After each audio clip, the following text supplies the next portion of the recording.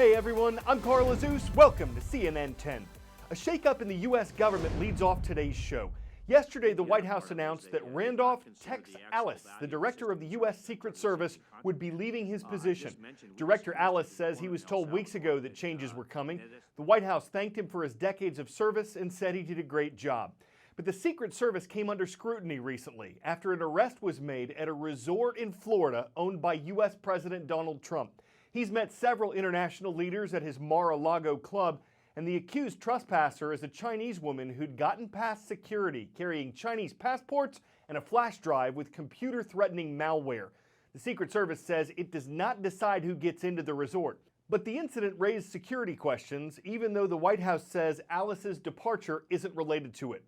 Meantime, Alice's boss, Homeland Security Secretary Kirstjen Nielsen, is leaving her job. President Trump made that announcement on Sunday. In her resignation letter, Secretary Nielsen praised the department's workers for their service and sacrifices and said she hoped the next secretary would have congressional support in fixing the laws that have, quote, impeded our ability to fully secure America's borders.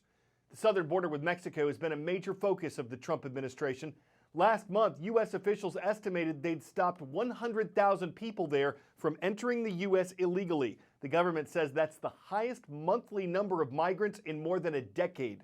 Observers say the president was getting more and more frustrated about it. He'd even threatened to close the border. Congressional Democrats say Secretary Nielsen's resignation shows how the Trump administration's border security and immigration policies have failed. Congressional Republicans say Nielsen served honorably and that they're confident the Homeland Security Department is in good hands. Kevin McAleenan, the current U.S. Customs and Border Commissioner, will serve as temporary DHS Secretary until Nielsen's replacement is confirmed by the Senate.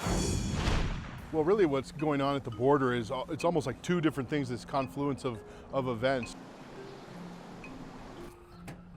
DHS and government officials are predicting a system-wide failure because of these increased numbers of migrants. I told everybody, you have a national emergency at our border. With everything that federal government officials are saying, there is also coming with it a great deal of scrutiny. Many critics of the Trump administration are saying what they're trying to do is to create this sense of chaos, to further their case for the national emergency and constructing more border wall. What we see is that our community is being instrumentalized as a tool in a larger political game.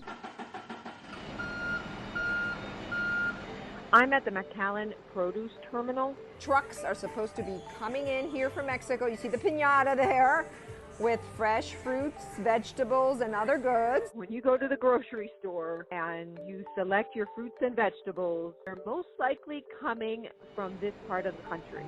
Because of the migrant surge, Border Patrol has reallocated resources from the port of entry to areas where migrants need to be processed. For the first time, the United States says part of another nation's government is a foreign terrorist organization.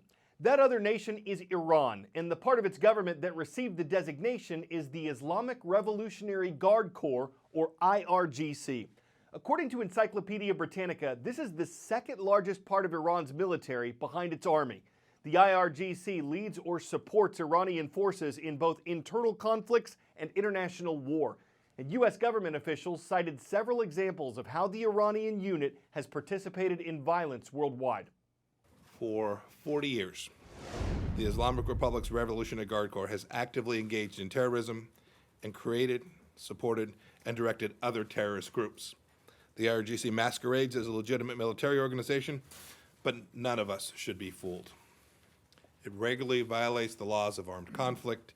It plans, organizes, and executes terror campaigns all around the world. The IRGC is also highly influential in Iranian life. The U.S. government says it controls up to half of Iran's economy by allegedly stealing from the people. In designating it a terrorist group, the U.S. is pressuring Iran by telling international banks and businesses to stop any dealings with this part of Iran's government.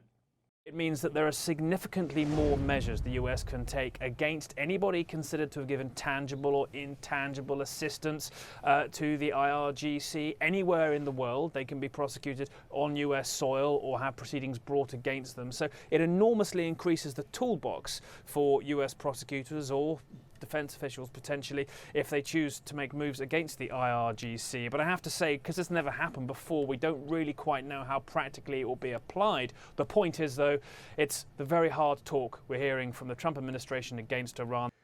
The U.S. says it's been preparing to do this for months, and Iran retaliated yesterday by declaring the United States a state sponsor of terrorism. The Middle Eastern country says it considers American troops operating in the region to be terrorist groups, and that the U.S. government would be responsible for what Iran called the dangerous consequences. This is all according to Iran's government-controlled news agency. We're not sure how any of this will play out.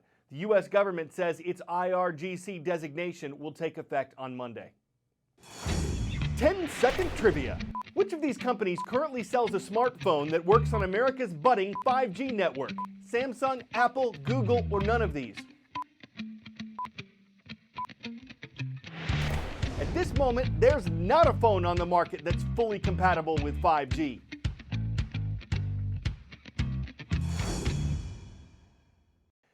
Motorola offers a modification that makes one of its phones 5G compatible, and Samsung plans to release a new 5G phone this summer. How big is the network they have to run on? Well, it's not. Verizon has 5G available in several U.S. cities, and AT&T, which owns CNN's parent company, Warner Media, says it's launched 5G in more than a dozen places. Industry analysts expect 5G to be available in 92 American cities by the end of the year.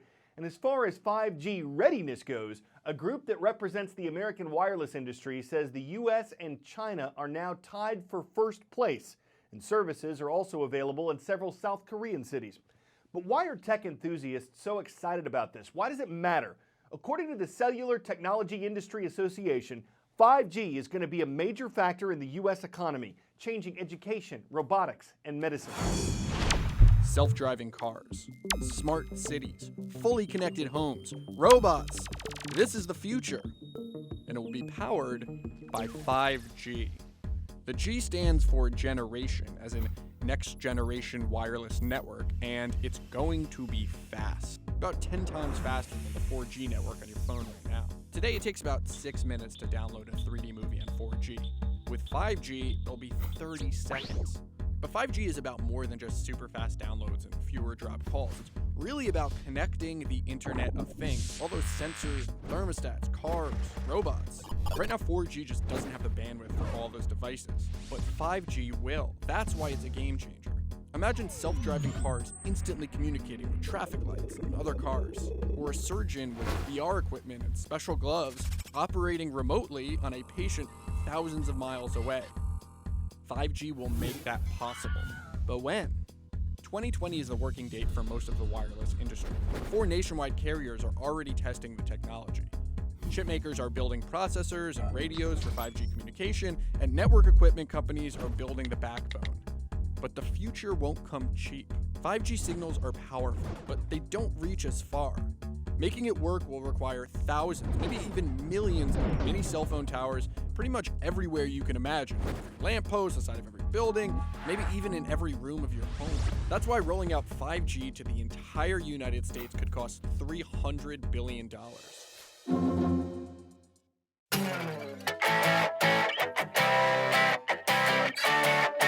Sometimes a single picture can tell the story, and here's that story. Most pythons found in southern Florida are between 6 and 10 feet long. This female was more than 17 feet long. She weighed 140 pounds, and she was pregnant with 73 developing eggs. Pythons are an invasive species in the region. They began showing up in Everglades National Park in the 1980s, probably from pet owners who didn't want them anymore. So they were willing to let pythons be bygones, but with so many snakes alive, they threatened to change the region's ecological history.